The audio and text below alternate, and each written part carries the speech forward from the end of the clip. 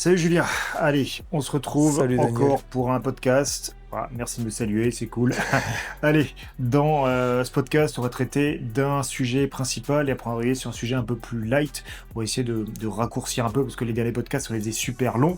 Donc on va essayer d'aller maintenant en profondeur dans un seul sujet avec un sujet un peu plus light. Le sujet du jour et qui va intéresser du monde, c'est le focus.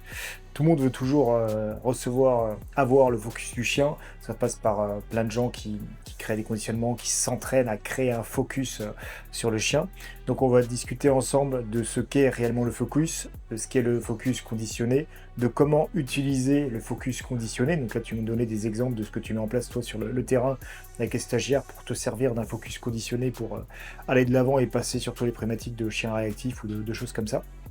Mais avant qu'on explique tous les détails de ce que tu mets en place sur le terrain, on va déjà arriver sur notre vision de ce qu'est réellement le focus et faire la différence avec le focus conditionné que tout le monde cherche toujours à obtenir en pensant avoir un vrai focus.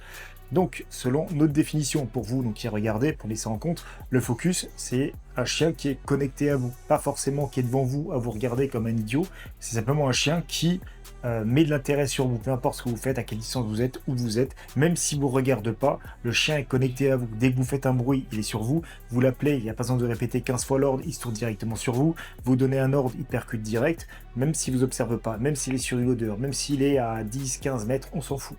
Ça, c'est du réel focus. Le chien qui est connecté continuellement sur vous. Et ensuite, vous avez le focus conditionné. Conditionné, c'est en gros appris, hein, du conditionnement opérant. Tu me regardes, tu as un jouet. Tu me regardes, tu as une friandise. Et on apprend au chien à nous regarder bêtement, à nous fixer les yeux. À chaque fois, il reçoit une friandise. C'est pas du focus, il est juste conditionné. Si je regarde ma maîtresse, je reçois une friandise. Alors que dans le focus que je vous décris avant, le chien, il obtient rien.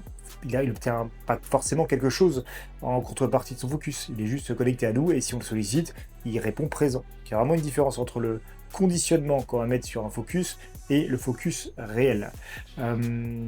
Selon notre vision, pour obtenir un focus réel, ça passe pas par du conditionnement, ça passe déjà par du leadership, c'est obligatoire, hein. C'est comme ça que le chien le perçoit. Si vous êtes leader, le chien est forcément connecté à vous, c'est dans son ADN, sa génétique, il doit être en lien avec vous, il peut pas faire sa life en autonome, non, il est forcément connecté à vous.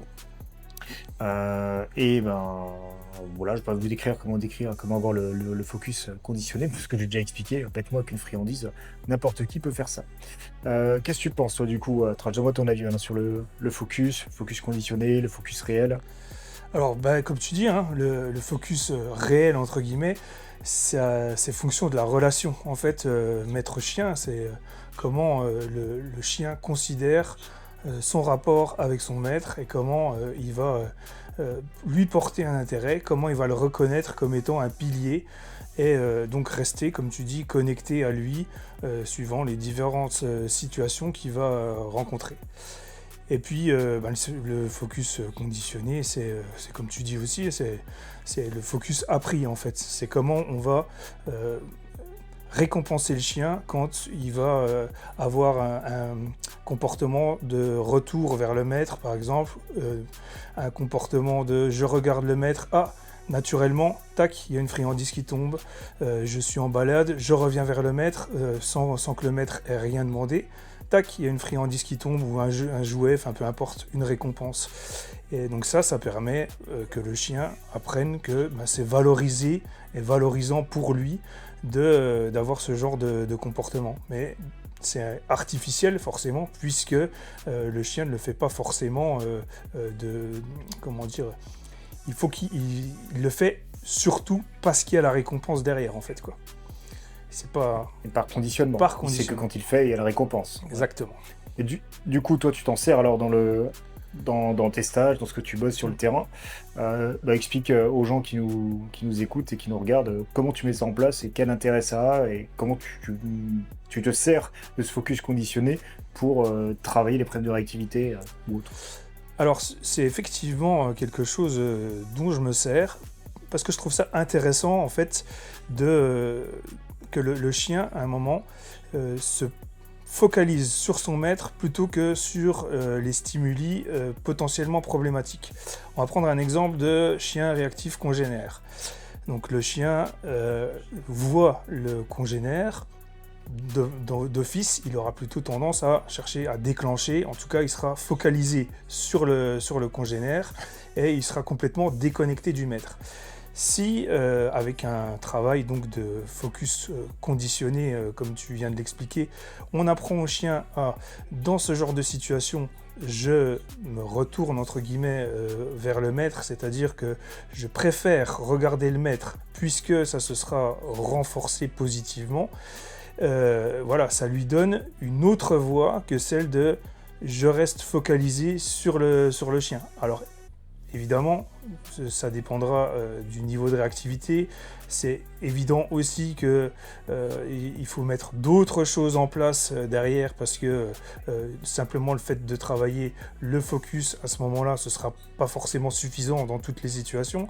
Mais en tout cas, ça peut être une alternative, encore une fois, intéressante pour le chien et bien sûr pour le maître, de se tourner vers le maître, donc de porter son intérêt, son attention sur le maître dans des situations qui sont voilà, où il y a un stimulus fort en face, quoi. Ou du coup, même en finalisation de travail de réactivité. Donc au début, tu as coupé la réactivité, tu as fait le travail standard des protocoles qu'on met en place. Et quand le chien, tu sens que c'est encore. Il réagit plus, mais c'est encore un peu tendu, il n'est pas à l'aise. Là, tu peux enclencher ton travail sur le focus conditionné où le chien prend l'habitude, du coup, quand il est face à ce stimuli anciennement déclencheur, il se reconnecte directement au maître. Et comme ça, tu peux finaliser ton travail après. Exactement. Et encore une fois, voilà, ça lui laisse une autre voie comportementale, un autre choix, plutôt que le choix initial qui n'est pas valorisé pour le coup, quoi. Qui est le choix que nous, on essaye de restreindre, de couper, quoi. Ouais, faut toujours leur offrir une voie de sortie, sinon ils savent pas quoi faire. Ils vont, soit ils auront tendance à reproduire les mêmes trucs, soit tu finaliseras pas, en fait, ils vont bugger, ils sauront qu'ils ne peuvent pas faire ça, mais ils savent pas quoi faire, et ça reste tendu. Donc effectivement, il faut leur envoyer une voie de sortie. Donc là, du coup, le travail de focus conditionné est intéressant. Et puis... Vas-y. Pardon. Oui, ce qui est intéressant aussi là-dedans, c'est bien sûr de renforcer le leadership du maître par ce biais. En fait, c'est parce que justement, alors on va reprendre encore une fois un exemple de réactivité qui peut être dû aussi à un manque de leadership du maître. Hein. Voilà, le chien qui est dans une situation de malaise vis-à-vis d'un stimulus et qui ne sait pas quoi faire, donc il réagit. On apprend au chien donc à se référer au maître. On redonne du focus, du leadership au maître, pardon. Et puis donc ça permet donc au maître de reprendre une place de pilier central dans les interactions que le chien peut avoir avec ce qui est potentiellement problématique pour lui, quoi. Ouais.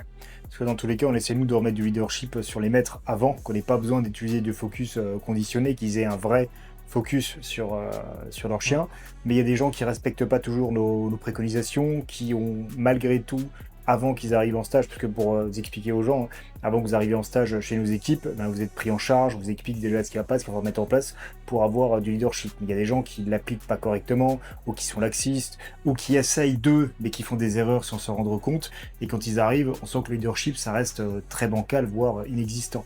Et du coup, là, à défaut d'avoir le temps de placer un vrai leadership, on explique aux gens ce qu'ils ont mal fait, on les corrige et on essaie de placer du leadership, du focus conditionné pour compenser ce manque de focus réel. Et après, le but, c'est que les gens ils aient un réel focus et du conditionné aussi s'ils veulent, on s'en fout, il n'y a pas d'importance, on peut très bien le mettre, c'est toujours un plus, mais qui est le vrai focus. Et un des symptômes que j'ai remarqué, ça fait longtemps que je l'ai remarqué, mais que j'ai envie de partager aux gens, quand vous avez un vrai focus avec vos chiens, il y a un trait physique sur eux qu'on le voit beaucoup, surtout sur les Malinois par exemple, chiens de travail, c'est leurs oreilles, les oreilles. Les oreilles sont tout le temps plaquées sur l'arrière. Ils marchent devant vous, mais ils ont les oreilles sur l'arrière. Ils sont pas en train de scanner l'environnement, parce que vous savez, du coup, c'est leur radar, en gros, c'est ce qui scanne. Ils jouent beaucoup à l'audition, les cabots. Si votre chien fait sa petite vie, mais a constamment les oreilles, pas forcément sur l'arrière, mais dans votre direction, là, forcément, il marche devant moi, donc les oreilles sont plaquées sur l'arrière. Les chiens sont tout le temps focus et en attente de peut-être qu'il va se passer quelque chose, peut-être qu'on va me dire quelque chose, je dois être connecté. Il n'y a pas le chien qui fait sa live, tout le temps les oreilles sur l'avant, qui s'en fout complètement, qui regarde les gens, les voitures, machin, et qui n'a absolument rien à carrer de moi. Toi, ton chien, il te fait ça pareil? Ouais, clairement, ouais. Mais ça, c'est sûr que c'est intéressant. Et comme tu dis, on remarque très bien de toute façon les chiens qui sont plus ou moins connectés au maître. Et, euh, et on voit par exemple, voilà, un des signes d'un chien qui se focalise sur quelque chose, c'est les oreilles pointées vers l'avant, le regard fixe, la gueule qui se ferme, voilà, le corps qui se raidit. Et là, on sait que potentiellement, il y a déclenchement derrière, quoi. Si jamais on arrive à casser un petit peu ce mécanisme-là et à reprendre le focus du chien avant qu'il soit complètement enfermé dans sa bulle, qu'il n'ait plus que le stimulus problématique dans sa tête, et qu'on arrive donc à détourner ça et à reprendre le focus du chien sur le maître. Et ben, du coup, on arrive on réduit en tout cas le risque de déclenchement dans des cas problématiques, quoi. Ouais, clairement, clairement. Et on le voit aussi quand on travaille là sur la réactivité de peur. Donc, vous savez, la réactivité de peur, donc c'est 3 réponses comportementales possibles, ou l'attaque, ou la fuite, ou friser. Il y a aussi le truc flirt, mais on va laisser ça de côté. Donc, si le chien décide d'attaquer, on va couper la partie attaque. On ne peut pas le laisser sans rien. Le chien est dans une situation de stress. Il va falloir forcément lui ouvrir une autre voie. Apprendre un chien à friser, c'est compliqué, quoi. Par contre, tu vas apprendre à fuir une menace, ça c'est facile. Et quand je vois, j'ai tout le temps vu, quand les gens avaient fait le travail correctement de leadership, quand le chien, on lui apprenait à fuir, il venait se caler près des maîtres. En fait, c'était ça sa fuite. Il y avait une menace, il faisait 1 mètre en arrière, il venait se caler à côté de son maître. Et voilà, donc c'était la fuite, mécanisme de fuite, mais la fuite près de son référent, près de son leader.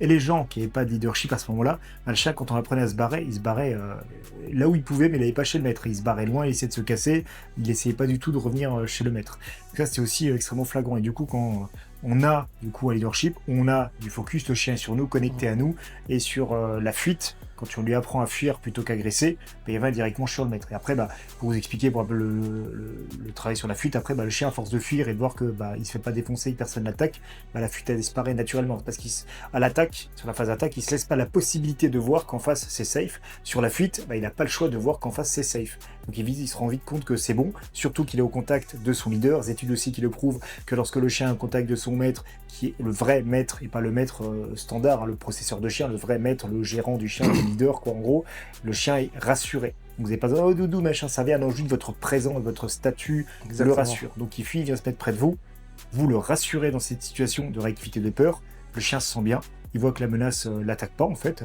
et voilà. Et ensuite par conditionnement, on casse la partie réactive parce qu'il n'y a plus de réseau, il se fait plus attaquer, il se passe rien, et ça déroule tout seul. Donc il faut réellement nuancer, tout le monde veut toujours apprendre de focus conditionné. Je vois tout le monde tout le temps travailler sur ça. On pense avoir du vrai focus. Non, c'est du fake, entre guillemets. C'est pas réel. C'est vous qui apprenez ça au chien. C'est pas le chien qui est forcément connecté sur vous. Ça a son utilité, comme Julien l'a expliqué, hein, autant dans la vie de tous les jours que pour le travail, que pour régler des problèmes, comme on le met en place. Mais c'est pas un vrai focus. Il faut travailler le vrai focus. Votre chien est sur vous. Et là, ça passe du coup par un vrai leadership. Et leadership, c'est pas de la dominance, hein, pour ceux que je vois venir déjà tout de suite, hein, ça n'a absolument rien à voir. Parce qu'il y a encore des idiots qui confondent, qui nous sortent ça. C'est marrant, j'ai vu on l'a déjà vu, le mec sur les réseaux sociaux là, qui vous sort leadership, ça n'existe pas, machin. Donc déjà moi je sais que ça existe parce que j'ai lu un paquet d'études. On le met sur le terrain, l'application tout le temps, on voit les résultats tout le temps. Et le jour où j'ai vu ce truc là, j'avais parlé avec une vétérinaire comportementaliste et je lui ai posé la question directement, tu vois, comme un débile, et elle m'a confirmé pareil. Donc en fait, ce mec qui est censé être éducateur, tu dis l'inverse que ce que une vétérinaire comportementaliste diplômée d'État dit. T'es vraiment un foutu touriste, quoi, tu vois. Donc, c'est sûr que, en fait, il faut toujours s'entendre sur la définition qu'on met des choses, hein, voilà. Nous, on a une définition claire du leadership. Je pense qu'on l'a déjà expliqué plusieurs fois, hein. Je crois qu'on a déjà fait un podcast là-dessus. Donc voilà. Après, il y a toujours des détracteurs qui n'écoutent pas notre définition et qui sont en train de dire que le leadership égale dominance, le leadership égale... Enfin bref. Donc restez là-dedans, les gars. Tant pis, on va pas discuter si vous cherchez pas à comprendre ce que nous on essaye de dire, en fait, quoi. Voilà, c'est clair, c'est clair. Donc voilà, il vous faut obligatoirement du réel focus par leadership, mais vous pouvez, ça c'est pas obligatoire, conditionner du focus qui pourra vous aider ou vous faire plaisir, ou vous amuser, ou voilà, et que c'est effectivement être un appui dans votre travail, dans ce que vous faites tous les jours, que ce soit pour de la réactivité, que ce soit pour de l'obéissance, que ce soit pour travail de prédation, peu importe, ça peut toujours vous aider. Donc c'est pas à mettre de côté, mais il faut vraiment faire le distinguo entre le vrai focus, le chien qui est connecté naturellement à vous, et le chien qui est connecté par intérêt, par condition, parce que de base c'est par intérêt. Après il est habitué, conditionné, mais de base c'est parce qu'il sait qu'il va prendre sa petite friandise. C'est ça. Voilà. Dites, dites-moi en commentaire si vous saviez la différence entre ces deux types de focus et si vous faisiez l'amalgame entre les deux, si vous pensiez avoir un réel focus parce que vous avez appris à votre chien de regarder en lui donnant bêtement une friandise. Et pareil, dites-nous ce que vous pensez du focus de manière générale. Voilà. Et je voulais encore maintenant du coup rebondir sur un autre sujet d'actualité là que j'ai vu parce que j'aimerais bien qu'on fasse un petit point comme on fait là en fait un sujet principal canin, focus, leadership, machin, voilà, et un truc un peu plus d'actualité, un peu plus léger qui est dans l'air du temps aujourd'hui.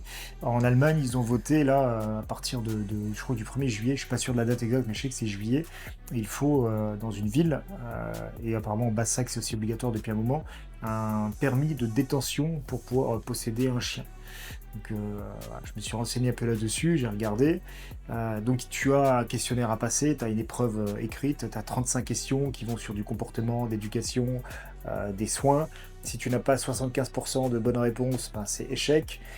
Ensuite, apparemment l'année suivante, tu dois revenir avec ton chien, tu as une évaluation pratique, tu dois apprendre, il doit connaître les ordres de base, il doit avoir le reste, le tu-reste, il doit le connaître, donc le tu-reste qui sert absolument à rien, il doit l'avoir, il doit être un chien juste standard, normal. Donc tu as une évaluation après comportementale réelle, comme le chien se comporte. Déjà, ça n'a pas été précisé, qu'est-ce qui se passe si tu fais échec, tu vois, si tu fais échec à ces trucs-là. Et ce que j'ai vu aussi, c'est que si tu... Ouais, bah oui, c'est ça, parce qu'ils l'ont pas précisé. Ouais, c'est bien, en fait, tu veux venir ton étude, ton évaluation pratique. Bah, si la personne fait de la merde, et pas parce qu'elle fait de la merde, mais elle veut peut-être bien faire, mais parce qu'elle sait pas comment faire, elle a pas les compétences. Et puis il y a des gens qui n'ont pas la fibre, tu peux dire ce que tu veux. Il y a des gens, le cerveau, il marche à l'envers par rapport à un chien. Ils vont créer une action en pensant bien faire, ils vont faire totalement l'inverse. Donc même s'ils ont la bonne volonté, ils n'auront pas les résultats, ils vont créer de la réactivité, plein de problématiques. C'est comme des gens qui suivent une certaine formation en ligne, où le mec dit faut faire de la sociable, il faut que votre chien voit plein de chiens avant qu'il soit associé à la mort, pas de privation pendant 6 mois, et à 1 an, le chien est réactif de frustration, tu vois. Donc les gens pensaient bien faire, j'ai fait de la social, c'est cool, bim, réactivité de frustration, tu vois. Mais voilà, qu'est-ce qui se passe quand tu passes ta foutue évaluation pratique et tu dis, ah non, c'est pas bon. Et du coup, tu fais échec, tu fais quoi? Le chien, tu payes une amende, tu n'as pas le droit de détruire ton chien, il est enlevé, il est mis en fourrière, il se passe quoi, tu vois? Effectivement, ouais. C'est une bonne question, franchement. C'est une bonne question. Et si tu décides quand même d'avoir un chien, mais que tu passes pas ton permis, c'est 50 000 € d'amende et on t'enlève ton cabot. Eh ben, c'est bien. C'est le progrès, c'est beau, moi je trouve. Franchement, c'est intéressant. Alors on peut se dire que voilà, ça part peut-être pas d'un mauvais sentiment, parce qu'il y a effectivement quand même beaucoup d'abus dans le domaine, il y a quand même des gens qui ont des chiens qui font n'importe quoi avec, et clairement, ils ne devraient pas avoir de chien, on en a déjà discuté. Ouais. Mais la question c'est, est-ce qu'il faut une loi là-dedans? Qu'est-ce que ça implique qu'il y ait une loi qui vienne régir la détention des chiens? Parce que c'est en Allemagne, mais il y a de fortes chances que ça arrive en France, il ne faut pas se leurrer. Donc avant de crier hurrah et de se dire ouais c'est super, ça va être un gros progrès pour les chiens, il faudrait déjà savoir rien que les questions, de quel ordre elles sont. Est-ce que c'est des questions qui sont pertinentes? Est-ce que c'est qu'est-ce qui est demandé concrètement au maître en termes de compétences? Tu parlais du tu-restes. Voilà. Est-ce que vraiment le tu-restes, c'est l'ordre indispensable, par exemple, pour n'importe quel chien? Voilà. Est-ce que nous, par exemple, on ne l'utilise pas, ou très peu, seulement dans certaines circonstances, quoi. Bref, il y a quand même beaucoup de choses qui pourraient être discutables là-dedans. Et puis, au-delà de ça, qu'est-ce que ça implique, encore une fois, qui est de l'État, de la législation, toujours plus de législation, toujours moins de liberté dans nos vies, en fait, dans nos vies en général. Alors, dans certains cas, on pourrait se dire oui, c'est bien, c'est une avancée, c'est le progrès, voilà, ça permet encore une fois de préserver les animaux. Ceux qui sont défenseurs des animaux, ben, c'est génial. Mais selon quels critères? Est-ce qu'il n'y aura pas une seule façon de faire? Et si on sort un peu de cette façon de faire-là, qu'est-ce que ça voudra dire? Et encore une fois, est-ce que aujourd'hui, quand on voit un petit peu dans quel état est notre pays, où il y a de plus en plus de lois, de plus en plus liberticides, est-ce qu'on vit mieux avec ça? Est-ce qu'on vit mieux comme ça? Est-ce que on préserve ce qu'on veut vraiment préserver à chaque fois qu'il y a une loi qui arrive, quoi? Je pense que c'est des questions qui seraient intéressantes à se poser. Et je ne parle pas pour nos décideurs, je parle pour les citoyens qui applaudissent à ce genre de choses, quoi. Ouais, parce que ce qu'on vous a pas dit, c'est que les Français sont fans à mort. Quand on regarde sur les posts des réseaux sociaux, où ça partage cette information, tout le monde, c'est quasiment unanime. Je suis le seul mongol là-dedans à dire, les gars, allumez votre cerveau 2 secondes. Ils sont tous à dire, ah c'est génial, vivement en France, ça va empêcher les abandons. Et réveille les gars, on a l'impression d'être dans un pays d'attardés, avec des gens qui allument pas le cerveau, qui arrivent à prendre du recul. T'as des gens qui sont matrixés, je sais pas, par Netflix, il n'y a plus de cerveau, il n'y a plus d'analyse critique, il n'y a plus rien fait. J'ai l'impression depuis le Covid, tout le monde au final un truc, ah ok, reçu, allez hop là, tiens, je fais. Ça réfléchit plus. La logique des gens, c'est l'abandon. La formation va forcément faire en sorte qu'il y aura moins d'abandon. C'est très bien parce que les refuges, ils dégueulent, machin. J'ai envie de faire une parallèle avec le permis de conduire. Vous avez tous votre permis de conduire. Est-ce que quand vous roulez, vous respectez toujours à la lettre le code de la route? Est-ce que ça empêche d'avoir aussi des gens qui commettent des délits routiers, qui roulent sans prise de stupéfiants, d'alcool, qui font des refus d'obtempérer, qui shootent des gens? Ouais, est-ce que ça empêche? Est-ce que le fait d'avoir le permis empêche des gens de faire de la merde avec ça? Non, pas du tout. C'est en fait, le permis, c'est juste la voie obligatoire. Et puis, je dois avoir ça. Vas-y. Effectivement, c'est la voie obligatoire et c'est la voie qui est imposée aux bons citoyens. Mais celui qui en a rien à foutre, voilà, de toute façon, il s'en fout. Donc, il fera sans. Il y a combien de personnes aujourd'hui qui roulent sans permis en France, pour reprendre ton exemple? C'est-à-dire que c'est pas parce que il y aura ce permis pour chien qu'il n'y aura pas effectivement d'abandon, de maltraitance, d'élevage clandestin, de trucs comme ça, avec des gens qui seront, de toute façon, ils seront déjà hors la loi au départ et qui ne respecteront de toute façon aucune de ces lois. Donc, qui sait que ça va impacter le plus? C'est le bon citoyen, comme d'habitude. C'est ça. Exactement. Comme pour la législation sur les armes à feu, c'est extrêmement compliqué en France. Ils font que de restreindre pour les Français. Par contre, les mecs qui ont les AK, tout ça, enfin, dans les zones qu'on connaît, là, il n'y a pas de souci avec eux. Tu vois, on va pas les taper, on va pas les emmerder. Mais le français standard, attention, quoi. Attention. Mais effectivement, c'est ça. Dès que tu sors une loi, c'est le français qui le respecte, qui va s'en prendre plein la gueule. Et les autres, ça va rien empêcher du tout. Mais ce qui m'emmerde vraiment, c'est les Français là-dedans qui appellent à ça. Ah les gars, vite, privez-moi de liberté, les gars. Et en plus, je veux payer pour ça. Je veux payer pour passer ce permis, pour qu'on me donne l'autorisation d'avoir un chien, si je réponds bien aux questions qu'on va me demander de répondre. S'il vous plaît, pitié, pitié. Tu vois. Et j'ai regardé, c'est en Allemagne, c'est entre 80 et 150 euros le test, tu vois, le truc. Ça fait comme un billet, c'est pas tarif 10 euros, allez, pour le principe, machin, qui vont aller des associations. Non, il y aura du business derrière. Bien sûr. En France, il y a, je crois que, si je dis pas de conneries, il y a 8 millions, je crois, de foyers qui ont des chiens. Donc t'imagines le nombre de personnes. Mais ils vont te faire nickel, ils vont te faire, ah mais là, vous inquiétez pas, vous avez votre chien, il n'y a pas de souci, ce sera que pour le prochain, tu vois. Mais dans 5, 10, voilà, quand la génération de chiens actuelle sera mort, et qu'on va commencer sur une nouvelle génération, tout le monde va y passer. Et là, l'État, ils vont s'en mettre plein les poches, entre eux, parce que ça va pas être eux, ils n'ont pas les moyens déjà de gérer quoi que ce soit. Ils vont donner ça à des entreprises civiles, entreprises... j'ai shooté dans la caméra, désolé les gars. Oui, vous voyez, touristes, les aléas du mytho direct, parce que c'est pas en direct. Je disais, voilà, ils vont confier ça à des entreprises privées, au secteur privé. Et là-dessus, les secteurs privés vont aller taper la TVA, vous récupérez ça directement pour l'État. Il y aura l'impôt sur les sociétés. En fait, l'État va se faire un pognon monstre sur vous qui demandez à avoir des restrictions de liberté, à payer tout ça. Enfin, c'est une dinguerie, quoi. Les gars, vous n'avez pas envie de vivre dans un pays libre où je fais ce que j'ai à faire, j'assume, et si par contre, il y a les merdes, il y a les mecs qui font de la merde, on leur tombe dessus réellement. Vous avez même vu, de toute façon, le laxisme de la justice en France, il n'y a rien qui va, mais si les mecs qui faisaient de la merde, on commençait à leur taper un peu dessus, ben il y aurait moins de gens qui auraient tendance à vouloir faire de la merde parce qu'ils savent qu'il y a réellement des conséquences derrière, quoi. Ça, c'est clair, hein, en fait. C'est exactement ça dont il s'agit. Laissez-nous tranquilles, laissez-nous jarrer. Par contre, si on gère mal, là, effectivement, ça pourrait être intéressant d'avoir une loi qui sanctionne réellement. En tout cas, un gouvernement, un juge, voilà, un système qui applique des sanctions. Pas un truc à la con où voilà, c'est le 6e chien que le mec il abandonne, et puis derrière, bon, il a 20 € d'amende, il peut en reprendre un 7e, et puis on s'en fout, quoi. Il y a un moment, il faut aussi que les choses elles soient logiques, mais il faut taper sur les bonnes personnes, il ne faut pas taper sur le citoyen lambda qui ne demande rien à personne, qui lui a envie de faire ce qu'il faut. Et pour le coup, après c'est pas très compliqué, hein.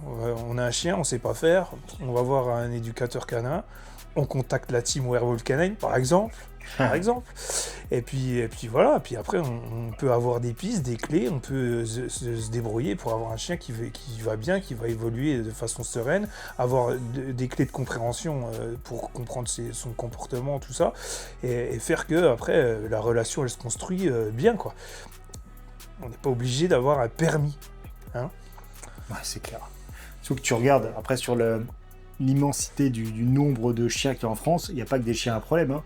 Tu vois, quand je croise dans la rue, je dirais qu'un bon 80% des chiens que je croise, ça va. Bon, l'obéissance, forcément, c'est perfectible chez la plupart des gens, mais c'est pas forcément ce qu'ils recherchent. Mais les chiens ne sont pas essayés de tuer tout ce qui bouge, à gueuler à tout va, tu vois, ça va pour la plupart du temps. Donc c'est-à-dire que même ces gens-là qui ont pas trop mal géré, ou ça va, en fait, le chien est en harmonie avec la société, ils devront passer des trucs. Donc c'est-à-dire que même comme tu dis, en fait, c'est même pas ça va taper sur tout le monde. Des gens qui n'ont rien demandé à personne, qui gèrent très bien leurs trucs depuis toujours, ils vont devoir avoir l'aval de l'État qui confirme que tout ce qu'ils font depuis toujours, c'est bien.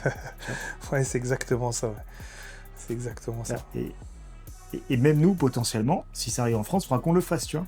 Et si ça se trouve, on l'aura même pas. Si on répond avec nos connaissances qui sont aujourd'hui pour l'instant fonctionnelles, on ne dit pas qu'on a la vérité vraie. En tout cas, nos résultats parlent pour nous et la qualité de nos chiens. Enfin voilà, je pense qu'il n'y a pas que nous qui savons bosser, mais on bosse pas trop mal. Mais si ça se trouve, leur doctrine de question ne sera pas du tout orientée vers nous, ça sera peut-être comme en Suisse, hein, très cheveux bleus, très anthropomorphique, et ça va pas le faire, tu vois. Et du coup, nous, on va répondre factuellement avec nos connaissances. Ah non, les gars, non, vous avez répondu que bien à 50% des questions. Les autres trucs, ah non, le chien, ça peut se réconforter. Ah non, le chien, ça peut être jaloux. Ah non, tu vois. Et là, bim, pas de permis, les gars. Rendez vos chiens, vous n'êtes pas aptes, quoi, tu vois. Allez chier, quoi. Putain, il y en a. Vas-y. Non, mais c'est ça, c'est terrible en fait. Enfin, je veux dire, il y a un moment, il faut arrêter, quoi. Jusqu'à quand on va supporter ça, quoi. Enfin, voilà, c'est. Moi, j'en peux plus, en fait, ces conneries. Hein. Ouais. Chaque jour, un peu plus. Tout le temps, un truc de plus. Là, ils vous mettent pour les chiens. Après, on dira, les chats, c'est bien aussi, hein. Il y a aussi des abandons de chats. Pourquoi on mettrait pas ça pour les chats aussi, tu vois? En fait, ils vont tout le temps grappiller, jusqu'à ce qu'au final, tout ce que tu veux faire, c'est soumis à autorisation, soumis à déclaration, ce qui est déjà pas mal le cas, hein. Je vous rappelle qu'il y a même un moment donné, vous n'ayez pas le droit de sortir de la rue, respirer librement. Il fallait vous mettre un masque sur la gueule, sinon vous preniez une amende. Donc même respirer, un droit fondamental, on vous l'a restreint. Et ça a été... voilà. Donc ce pays, il tourne pas bon. Donc pour tous les Français idiots là, qui appellent à ça, en pensant que ça va restreindre les trucs, les abandons, que c'est super cool, prenez un peu de recul sur ça. Ouvrez votre esprit un petit peu et voyez plus grand, plus large, arrêtez de tout accepter, remettez tout en question, tout ce qui est, pour être sûr de ne pas vous faire avoir, prenez tout ce qui nous sort, l'État, remettez en question, posez-vous la question, quel intérêt, qu'est-ce que ça impacte d'autres. Vas-y, tu veux dire un truc, je suis sûr que tu vas rajouter un truc. C'était aussi, ne fonctionnez pas qu'avec l'émotion. Si, comme tu dis, prenez du recul. C'est effectivement, de prime abord, on peut tous se dire, bah oui, c'est bien, on veut que les chiens ils soient préservés, qu'ils soient pas dans les refuges. Oui, tout le monde veut ça. On serait des cons si jamais on pensait le contraire, quoi. Mais est-ce que c'est la bonne solution? C'est ça. Qu'est-ce que ça implique pour nous? En fait, en vrai, je pense qu'il n'y a aucune solution pour restreindre les abandons. Tu pourrais mettre des amendes, mettre des trucs sur les gens, mais les gens, après, ils vont les attacher à des arbres, leur arracher manuellement les puces, s'ils en ont, ou leur couper l'oreille s'il y a un tatouage à l'ancienne. En fait, c'est la nature humaine qui est comme ça, tu vois, tu peux pas lutter contre ça. Si tu mets une peine aux gens, ils vont trouver d'autres moyens de se débarrasser des chiens en les faisant encore plus souffrir ou les buter carrément, tu vois. T'as des mecs sans âme qui les fumeraient parce qu'ils ont pas envie de se prendre une amende, c'est pas d'un truc. En fait, c'est comme ça, vous pouvez pas lutter contre ça. Comme il y aura toujours des gens qui vont boire en roulant, comme il y a toujours des gens qui vont se droguer, comme il y aura toujours des gens qui vont faire telle ou telle action, c'est comme ça. C'est comme ça que ça tourne. On fait du mieux qu'on peut avec ce qu'on a. On essaie de gérer les cabots qu'on arrive à récupérer, de faire en sorte que le système tourne au mieux. Mais il y aura toujours. Ça, c'est... Je vois pas comment ça pourrait fonctionner autrement. Et surtout, enfin, si, j'aurais une vision. Il faudrait refaire toute la société, remettre un peu de moralité là-dedans, ce qui est déglingué depuis des dizaines et des dizaines d'années. Donc aujourd'hui, ça fonctionne plus. Mais ouais, si on pourrait, sur quelques générations, reblindant de la moralité un peu dans tout ça, inverser un peu la tendance. Mais là, c'est pas ça, c'est très égoïste. Et ah non, je vais partir en vacances. Ah, le chien me casse les couilles quand même. Tiens, mais je passerais bien de bonnes vacances. Tiens, j'ai pensé à ma gueule. Ouais, va te faire enculer le cabot.